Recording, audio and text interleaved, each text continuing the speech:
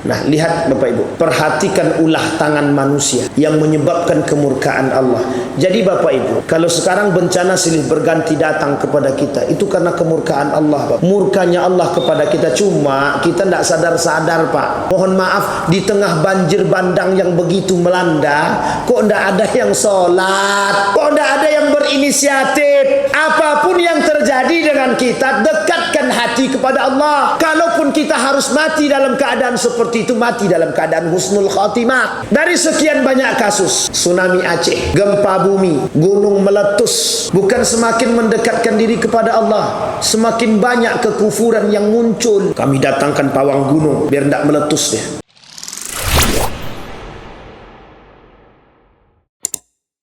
Kita lihat dalam ayat yang lain. Ketika masa Nabi Nuh alaihi salam, yang Allah kirim apa? Bandang, banjir bandang. Sekarang pertanyaannya, mengapa Allah kirimkan banjir bandang itu? Karena apa Bapak Ibu? Karena umatnya, Pak. Mengapa umatnya? Ditantangnya Nabi Nuh tuh. Kalau memang Tuhan kau betul, mana dia ancaman itu? Saking sombongnya dia tantang Tuhan. Lah sekarang itu bukan nantang Tuhan lagi, lebih daripada nantang Tuhan, Pak. Jadi kira-kira lebih jahiliyah sekarang atau dulu? Kalau jahiliyah dahulu, Pak, itu setiap apa namanya itu? Setiap kabilah itu, setiap satu orang nabi itu, kerusakan yang mereka buat kadang itu satu-satu, Pak. Nabi Lut dikasih ancaman oleh Allah karena homo, ya, karena kerusakan dari segi itu. Nabi Nuh pembangkangan, Nabi Yunus pembangkangan, Nabi Shu'aib, Musa, Harun sama. Sekarang Bapak Ibu lihat di zaman sekarang, semua yang ada dari ancaman yang Allah berikan kepada semua yang dihancurkan kabilah-kabilah, yang dihancurkan kaum-kaum yang dihancurkan oleh Allah, itu ada semua di sini. Zina merajalela di mana-mana. Ada. Kerakusan ada. Pembangkangan ada. Apa yang kurang ada sekarang? Semuanya ada. Sekarang itu semua sifat-sifat kaum yang dihancurkan oleh Allah ada semua di sini. Lebih jahiliyah mana? Orang kaya merasa kaya zaman baginda Nabi Muhammad SAW. Sebelum baginda Nabi, itu akan kelihatan, Pak. Masa jahiliyah dulu, orang kaya pakai tandu, kursi kayak gini, Pak, kursi seperti ini, tapi tidak ada rodanya. Itu yang angkat 4 orang. Kursinya cuma begini doang. Nama lainnya singgasana. Yang bisa itu siapa? Orang kaya yang bisa beli budak. Aku punya budak 4, keempat-empatnya disuruh diangkat. Kaki pertama budak pertama, kaki kedua di belakang budak yang kedua, kaki ketiga sebelah kiri budak yang ketiga, kaki keempat budak yang keempat, untuk mengangkat tandu dia atau mengangkat kursi dia. Begitu model orang kaya zaman dahulu, Pak. Pakai kursi diangkat. Karena waktu itu belum ada pesawat. Mungkin kalau waktu itu ada pesawat, jangankan pesawat, lebih dari pesawat bisa mereka beli itu. Dan itu Bapak Ibu pada sebelum baginda Nabi Muhammad SAW. Ketika Nabi datang, kekayaan kerusakan yang terjadi pada masa itu Bapak Ibu, pembangkangan kepada Allah, rasisme. Orang kaya hanya orang kaya saja, yang miskin dengan miskin saja. Sistem ribawi dihapus oleh Nabi. Sekarang Bapak Ibu, semua penyakit kaum-kaum terdahulu itu ada sekarang. Riba merajalela, bagi mereka biasa saja. Perzinahan biasa saja. Bahkan mohon maaf sekarang ada namanya zina online, prostitusi online maksud saya. Perjudian dulu mainnya marak, sekarang ada. Apalagi yang tak ada? Dulu itu satu kampung aja. Sekarang beberapa negara ada. Mau dilegalkan pula. Dulu itu dilawan, sekarang mau diresmikan.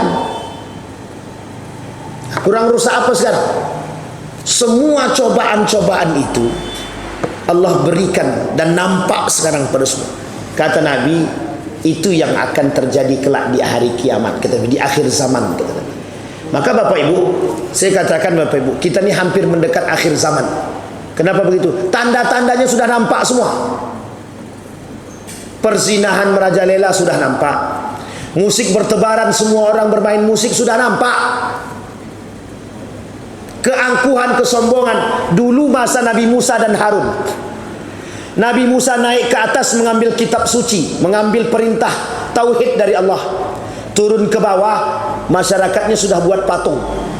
Lah sekarang tengok di Saudi, replika Ka'bah, di atasnya perempuan joget tanpa busana. Coba, beda tipis apa tidak? Jadi jahiliyah sekarang itu lebih parah lagi. Dulu orang kalau sekali menyembah Tuhannya cuma satu.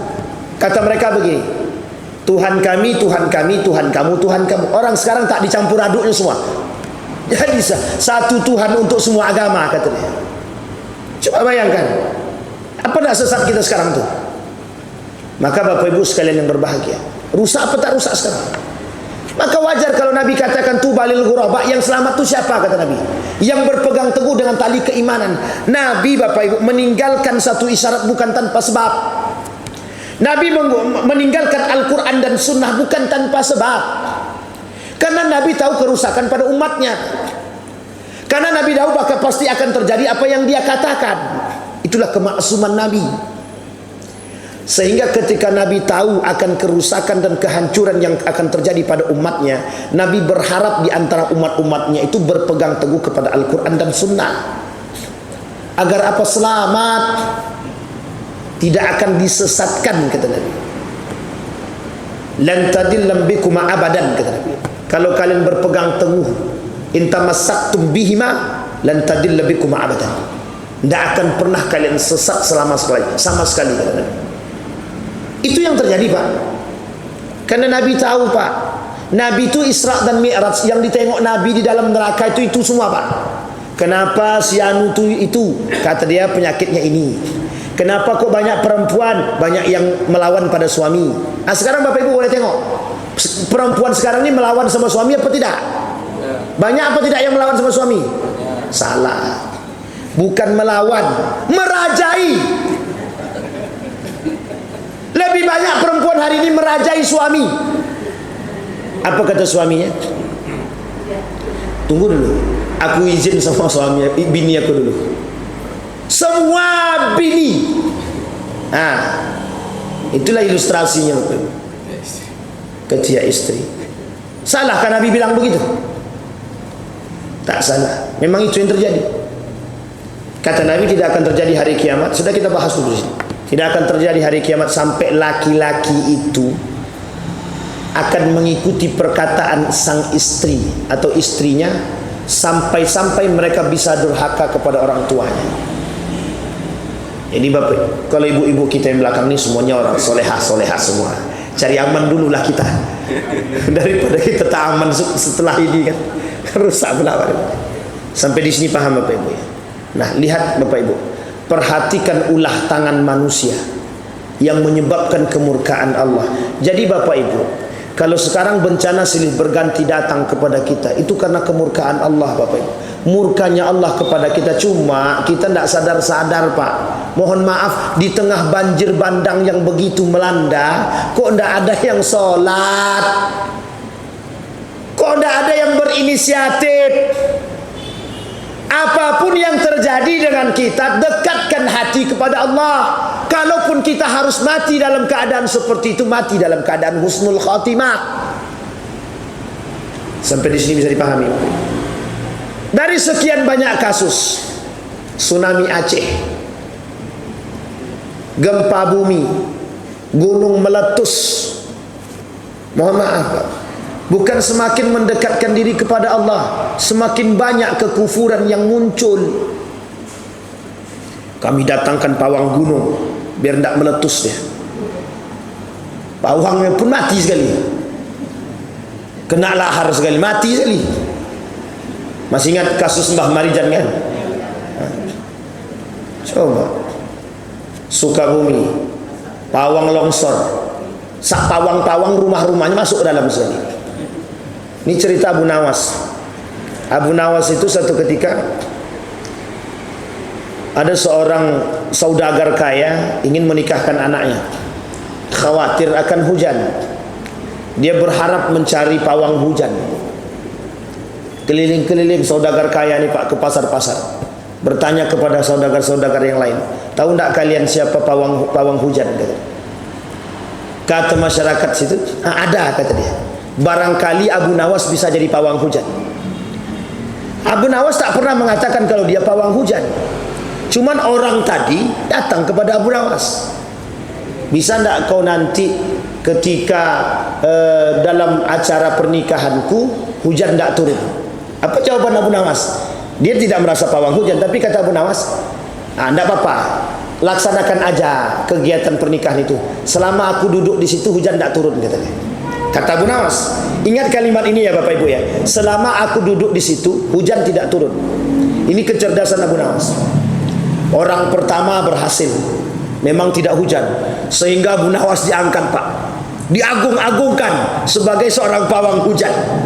Dua aman, orang ketiga aman, pas orang keempat. Kebetulan orang keempat ini menteri kerajaan, Abu Jahil namanya. Ketika diminta Abu Nawas untuk jadi pawang hujan dalam pernikahan anaknya, apa kata Abu Nawas? Tenang, selama aku duduk di situ hujan tak turun.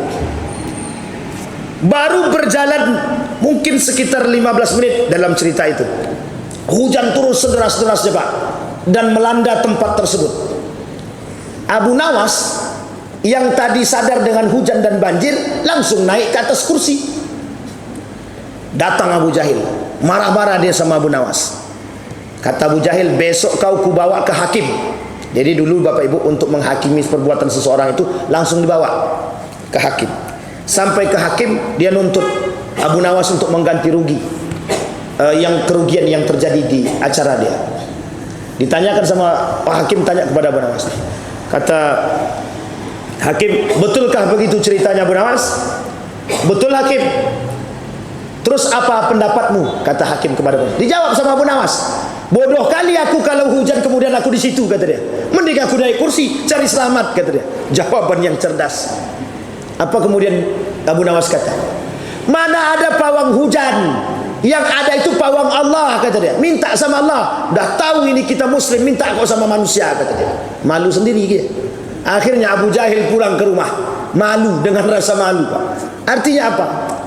Abu Nawas ngerjain orang-orang yang suka pawang-pawang hujan itu tadi. Nah sekarang dipertontonkan tuh Pak sama kita kemungkaran dan kekufuran itu. Ketika acara apa itu?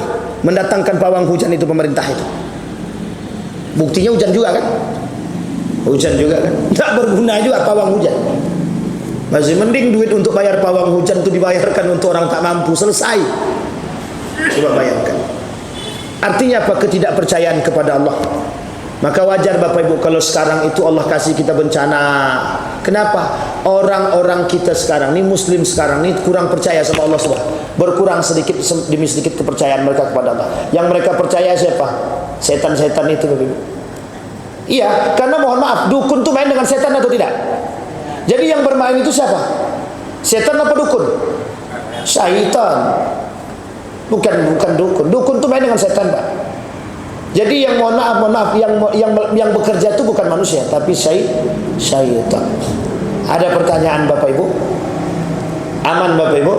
Habis ini jangan kapling tanah orang ya. Jangan kapling-kapling. Penyakit yang terjadi di kita itu sekarang begitu Bapak Ibu. Jangan merasa berkuasa kita mengkapling. Mohon maaf nih Bapak Ibu, kaplingan tanah itu banyak begitu Bapak Ibu. Tanahnya cuma 2 meter. Karena tak tahu dia orang yang punya ini nggak ada, dikiranya nggak ada, dinaiknya sedikit 2,5 meter. Tengoknya lagi, kok udah lama nggak datang juga orangnya, naik 3 meter. Kok sudah 10 tahun kok orangnya nggak datang juga 3,5 meter, sampai 10 meter Pak. Nah, jadi ini bukan curhatan ya, bukan curhatan yang merasa tanahnya sudah dikapling orang. Tapi begitu keadaan kita. Orang hari ini tidak takut dengan ancaman Allah. Jadi apapun mereka akan buat demi kepentingan mereka, demi kekuasaan mereka. Yang penting kami kaya. Mau halal mau haram itu belakangan. Yang penting kami hari ini berkuasa dengan duit kami. Artinya Bapak Ibu, Allah tunjukkan kepada kita hari ini betapa kekuasaan itu mereka tampakkan, kesombongan itu mereka tampakkan dengan kekuasaan, kekayaan dan jabatan. Mudah-mudahan Bapak Ibu sekalian yang berbahagia, kita orang yang beriman ini tidak melakukan perbuatan demikian. Dan kita yang sadar ini selalu mengajak orang untuk tetap bisa berbuat lebih baik, karena itu ada kaitannya dengan kezaliman. Zalim kita terhadap orang lain. Maka mudah-mudahan kita termasuk orang-orang yang bisa berbuat baik antar sesama. Mudah-mudahan ada manfaatnya bagi kita semua. A'udzubillahi minasyaitonirrajim. Bismillahirrahmanirrahim.